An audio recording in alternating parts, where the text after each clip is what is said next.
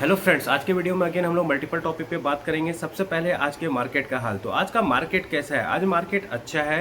Nifty 50 आपको 0.28% ऊपर है। बैंक निफ्टी आपको हल्का सा नीचे है।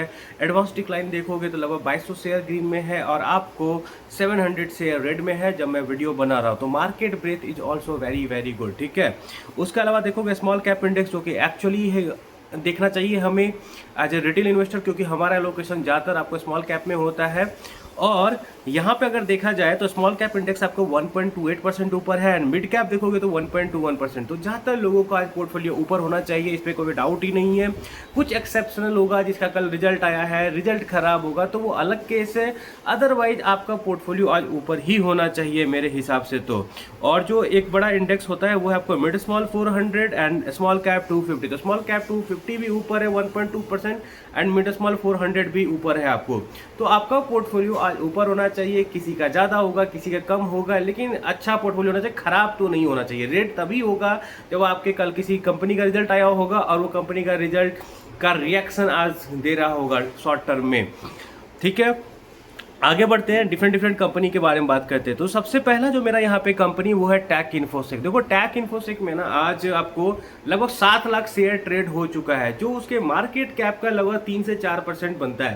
देखो मेरा यहाँ पे क्या सीन है, मैनेजमेंट ने झूठ बोला है, ठीक है। मेरे हिसाब से तो मुझे तो ऐसा लग रहा है कि झूठ उन्होंने बोला है। उन्होंने ऐसा बोला कि फेब में मेरा नंबर जैन से अच्छा था, मार्च में मेरा नंबर फेब से अच्छा था, और फिर जब रिजल्ट आ रहा है तो खराब आ रहा है। और वो यहाँ पे क्लैरिफाई भी नहीं कर रहे हैं, ठीक है, कि जिसे रिजल्ट में उन्होंने कहीं दिया ही नहीं। इतना तो मूर्ख नहीं समझना चाहिए किसी को कि आप रिजल्ट खराब आया है, आप एक बार एक्नॉलेज तक नहीं करो कि ऐसा ऐसा हुआ है, मेरा H2 का रिजल्ट अच्छा नहीं आया है, ठीक है।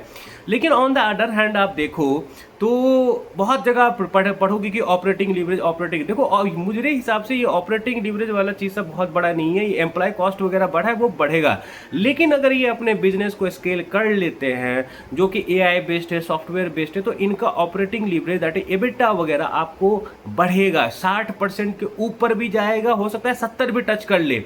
सीन यहाँ पे यही है कि एक्चुअली में हुआ क्या है, आप बताओ, क्या ये AI का इम्पैक्ट है या कुछ पुराने क्लाइंट छूटे हैं? देखो ऐसे टाइम में क्या होता है, अचानक से हैवॉक क्रिएट हो गया, ठीक है, कि AI तो छोटे छोटे कंपनी क्या करेगी, पैसा बचाने के लिए अपना ट्राई करेगी डिफरेंट जैसे AI मॉडल्स वगैरह को, कि क्या यहाँ पे सही में अच्छा काम हो रहा है, नहीं होगा तो फिर इधर हो जाएंगे। तो there can be multiple reason जिसकी वजह से इनका रेवेन्यू नहीं आया। एटलीस्ट मेरा एक्सपेक्टेशन था कि H1 के रेवेन्यू को तो एटलीस्ट बीट करेंगे, क्योंकि इनका टारगेट है कि हम हर हाफ में अपना रेवेन्यू को, रिकरिंग रेवेन्यू को 20% से इंक्रीज करेंगे पर क्लाइंट, और क्लाइंट का नंबर भी बढ़ाएंगे। तो उस हिसाब से इनका रेवेन्यू अच्छा खासा आना चाहिए था H2 में, वो नहीं आया है। तो देयर कैन बी 2 रीजन की AI के वजह से maybe client try to क्या बोलते हैं, ट्राई करना चाहते हैं AI को और उसके वजह से वो वहाँ से भाग रहे हैं, ठीक है। एक रीज़न ये हो सकता है। दूसरा ये हो सकता है कि उनके प्रोडक्ट नहीं बिक रहे हों, ठीक है, और ये मैनेजमेंट गलत पिक्चर पोर्ट्रे कर रही हो। और तो आपको देखना पड़ेगा मैनेजमेंट क्या बोलती है। एक जो पॉजिटिव मुझे लगता है यहाँ पे वो ये है कि शायद बुरा जो होना था वो हो गया। और मैनेजमेंट का बोलना FY27 is the year of monetisation for us. उसके अलावा जो पॉजिटिव आप देखोगे तो इनकी मैनेजमेंट जो है आपको हायरिंग की है USA में 2 बड़े लोगों का, तो इनका बाहर में हायरिंग वगैरह चल रहा है, एम्प्लॉय कॉस्ट वगैरह टेम्पोरली बढ़ेगा। अगर ये इतने बड़े लोगों को हायर कर रहे हैं तो अच्छे सैलरी पे ही कर रहे होंगे, इस बात को समझो। तो इनका एम्प्लॉय कॉस्ट फ्यूचर में फर्दर बढ़ने वाला है। FY27 में देखोगे मार्जिन थोड़ा सा हो सकता है इधर उधर हो, ऑलरेडी मार्जिन H2 में हिट हो गया है तो मार्जिन थोड़ा सा इधर उधर हो, लेकिन गोइंग फॉरवर्ड अगर ये स्केल कर लेते हैं, जो टारगेट वो बोल रहे हैं मीट कर लेते हैं, क्वेश्चन यही बनता है कि आप ये टारगेट मीट करोगे कैसे, ठीक है, पहली बात। तो ये सब क्वेश्चन पूछना पड़ेगा कौन में। पहली बात तो सर ये सही नहीं था कि आपने बोला कुछ और रिजल्ट में एक्नॉलेज नहीं किया उस चीज़ का कि मेरा H2 का रिजल्ट खराब आया, सबसे पहली बात।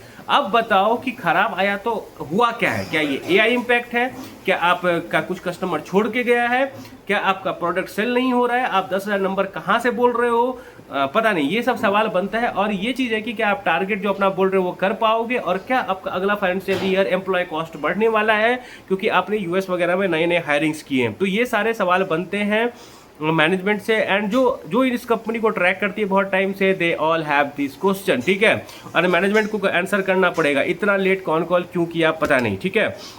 और आज 4 लाख शेयर तो एक बार में ट्रेड हुआ है, कोई बेच रहा है कोई खरीद रहा है। और यहाँ पे भी धोखा मत खाना, कई बार सेम आदमी क्या करता है, वहाँ पे सेलिंग प्रेशर डालेगा, देखिए कि इतना 6 लाख शेयर ट्रेड हो रहा है और वही आदमी दूसरे अकाउंट से खरीदता है। मुझे ऐसा लगता है, आई कैन बी रॉन्ग, लेकिन अचानक से सोचो कि अचानक से इतने खराब सेंटिमेंट बायर्स कहाँ से आ जाते हैं, इतने सेलर्स कहाँ से आ जाते हैं। हमेशा हर चीज़ का ना लॉजिक ढूंढा करो कि ये क्या होता है। अचानक से इतने देखोगे लोअर सर्किट में इतने लोग बेच रहे हैं, अचानक से गायब कहाँ हो जाते हैं।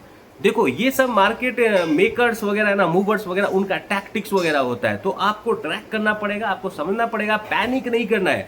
अगर आपको पैनिक से बचना है ना तो बिजनेस समझना इज द ओनली वे। और इनका बिजनेस मुझे ये बोलता है कि S2 में ये स्केल नहीं कर पाए हैं, कुछ तो प्रॉब्लम हुआ है, AI इम्पैक्ट वगैरह वो मैनेजमेंट हमें बताएगी। एंड एक पॉजिटिव यही है कि इन्होंने US वगैरह में हायर किया है, इनका IPO वगैरह भी आने वाला है। देखो उस पर भी अपडेट क्लियर नहीं है, आगे बात करेंगे उसके बारे में।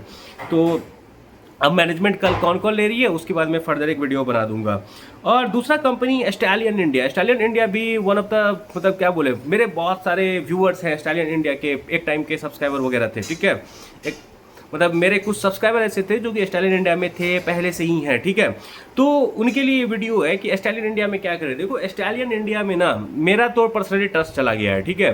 तो आई डोंट केयर कि उसका 6% शेयर प्राइस ऊपर जाए, उसका 10% जाए, मुझे फर्क नहीं पड़ता है। क्योंकि आप एक बार देखो, अगर आपको याद होगा पहले से ट्रैक करते हो तो उनका 2 प्लांट है, खालापुर वाला, मोहम्मदपुर वाला। उसने क्या बोला था, या तो Q3 के एंड में, ठीक है, या तो Q14 के स्टार्ट में हमारा दोनों प्लांट एक्टिव हो जाना चाहिए।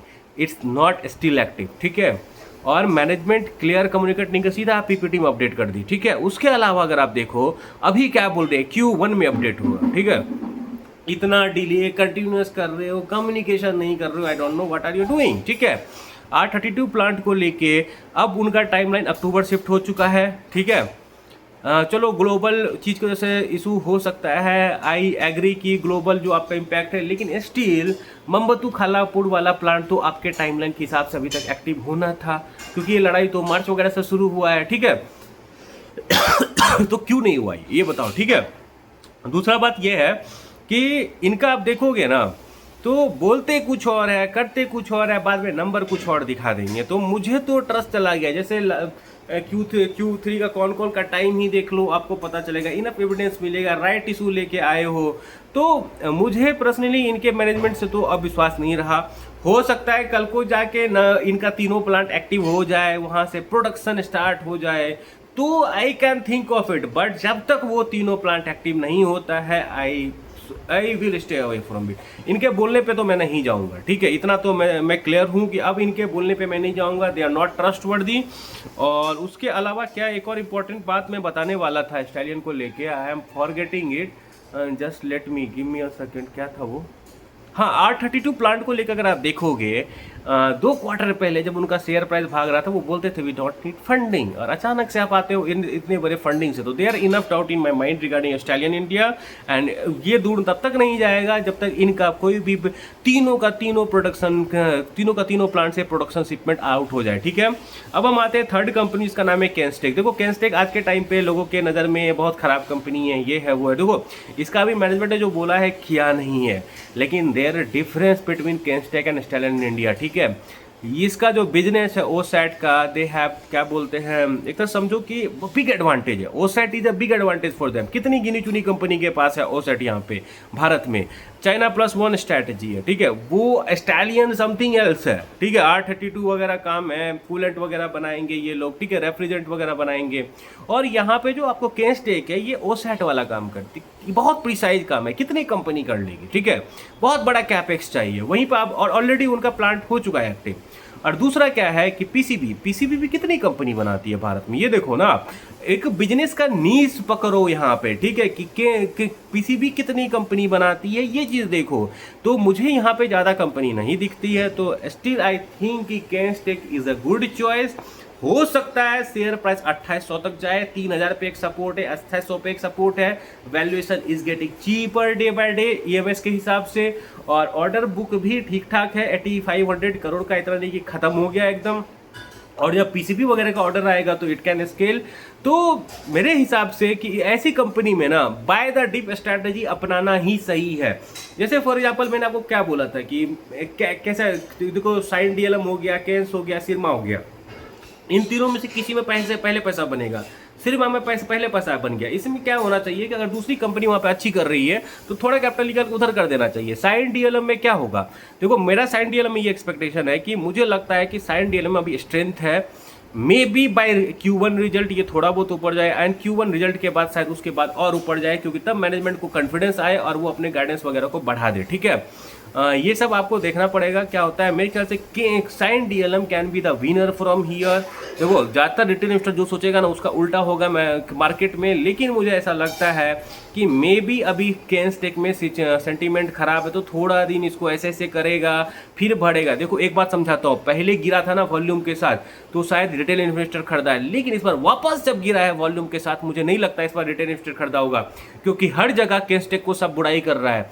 तो मुझे ऐसा लगता है कि कैनस्टेक को फिर से गिराया गया है, लेकिन इस बार शायद बड़े लोग खरीद रहे हैं, क्योंकि रिटेल इन्वेस्टर इस प्राइस के साथ इस सेंटीमेंट पे तो नहीं बाय करेगा। मेरे हिसाब से मेरा लॉजिक नहीं बनता है कि रिटेल इन्वेस्टर यहाँ पे बाय करेंगे। So maybe big hands are buying, तो हो सकता है कि वे लोग वेट करें थोड़ा और नीचे लेके 2800 पे ले जाके 2600 पे ले जाके। एक टाइम नवीन फ्लोरिन के भी साथ यही हुआ था, एक्यूटास के भी साथ यही हुआ था। हर शेयर का कहानी अगर जाके देखोगे तो यही होता है। और जो मैनेजमेंट का मिसिंग वगैरह है ना, मैनेजमेंट चलो कैश फ्लो मिस कर दी, कैश फ्लो नहीं हुआ, 600 करोड़ निगेटिव है, ठीक है, ये सब ठीक हो जाएगा मेरे हिसाब से, ठीक हो सकता है। ये सब ऐसे वेरिएबल हैं जिसको ठीक किया जा सकता है, लेकिन क्या ओसैट प्लांट सब कोई बना सकता है? मेरा सवाल यहाँ पे यही है। पीसीबी हर कोई बना सकता है अगर इनका ओसैट से शिपिंग ना हो, अगर इनका पीसीबी से शिपिंग ना हो, कोई प्रोडक्ट ना खरीदे, कोई फेल्योर हो रहा है, दैट्स रियल इशू विद कैनस्टेक। ठीक है, अगर इनका पीसीबी नहीं बिक रहा है, फेल्योर रेट हो रहा है, क्लाइंट इनके पीसीबी को नहीं खरीद रहे हैं, ठीक है, ओसैट का इनका ऑर्डर नहीं मिल रहा है, दैट्स रियल रेड फ्लैग। लेकिन ये सब जो कैश फ्लो वगैरह देख, इट कैन बी कलेक्टेड, थोड़ा पीछे लगेंगे तो कलेक्शन हो जाएगा। इट्स नॉट समथिंग की जो नहीं हो सकता है। ठीक है, और मैं आपको ना अपोलो माइक्रो सिस्टम के बारे में तो ऑलरेडी बता चुका हूँ, अभी कॉन कॉल चल रहा होगा, तो यही है कि कुछ फर्दर अपडेट तो नहीं है। कॉल कभी सुनूंगा तो बताऊंगा। Stand alone is the only worry for me. ये हो सकता है कि कुछ अपने रेवेन्यू को आइडियल एक्सप्लोसिव पिक कर दे, क्योंकि मेरा डाउट यहाँ पे यही है कि आइडियल एक्सप्लोसिव का तो 80 करोड़ का ऑर्डर बुक भी नहीं था। ठीक है, तो आपने इतना बड़ा ऑर्डर किया कैसे? तो maybe there are some orders जो इन्होंने आइडियल एक्सप्लोसिव के थ्रू बुक किया है, मुझे तो ऐसा लग रहा है। अब मैनेजमेंट ही बताएगी कौन कॉल में। अब हम आते हैं केपीआई ग्रीन पे। देखो यहाँ पे ना मैं कुछ चीज़ें बताऊंगा, ठीक है।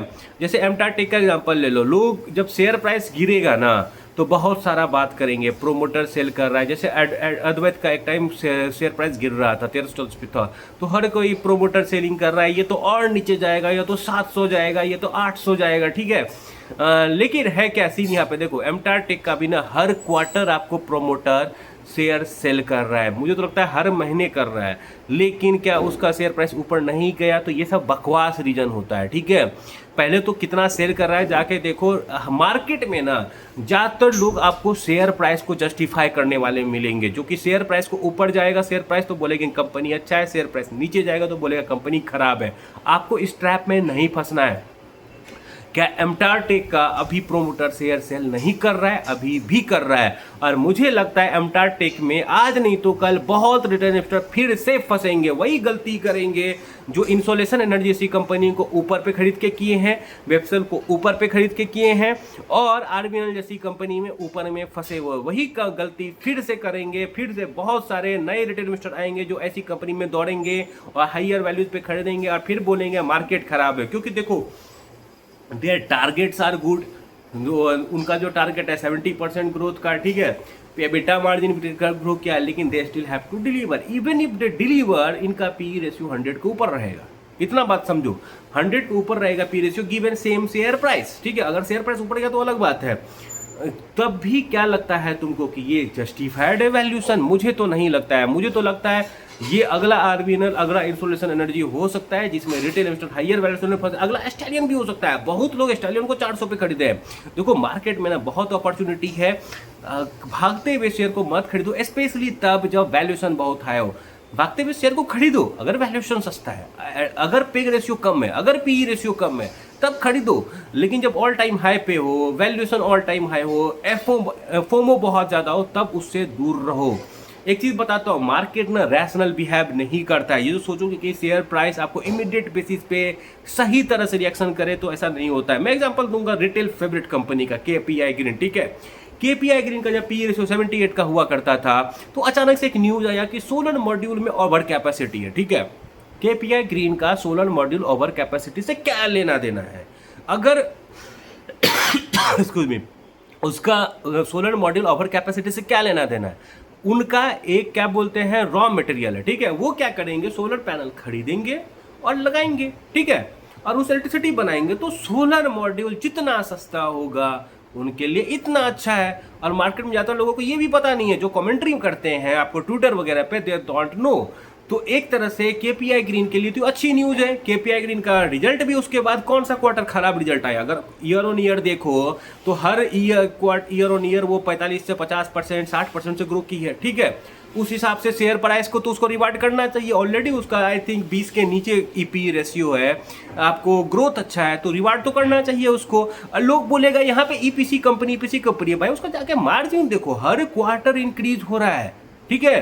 तो उसके शेयर प्राइस को क्यों नहीं रिवार्ड किया जाए? उसका order book has grown decently, ठीक है।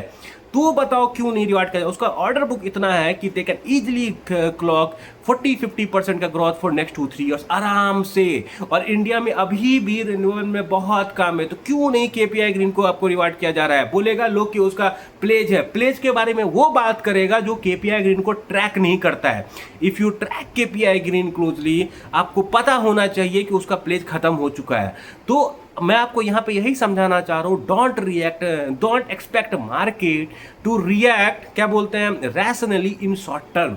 सिंपल सा लॉजिक समझो यहाँ पे, जब केपीआई ग्रीन का रिजल्ट सबसे अच्छा आ रहा है तब उसके शेयर प्राइस को रिवार्ड नहीं किया जा रहा है। कल को अचानक से यूफोरिया बनेगा फिर से रिन्यूएबल में और इनके शेयर को उड़ा दिया जाएगा। सिंपल सा बात यहाँ पे यही है कि मार्जिन आर इंप्रूविंग। आप क्या बोलोगे, ईपीसी कंपनी है भाई, वो अब सिर्फ ईपीसी कंपनी नहीं है, ईपीसी में भी वर्ल्ड क्लास ईपीसी कंपनी है। मतलब देखा जाए तो बेस और ग्रीन अमोनिया में मैं उसको नहीं गिनता हूँ, लेकिन ईपीसी कंपनी में उसका अच्छा है, उसका एपीपी सेगमेंट बढ़ रहा है जो कि पावर सेलिंग वाला होता है, जो उसके मार्जिन को लिफ्ट किया जा रहा है डे बाय डे। ईपीसी होते हुए उसका मार्जिन बहुत अच्छा है। Why the market not rewarding it? क्या उसका ग्रोथ 3 साल का फोरकास्ट नहीं है? अच्छा, मेरे हिसाब से अच्छा फोरकास्ट, ऑर्डर बुक सजेस्टेड, ठीक है।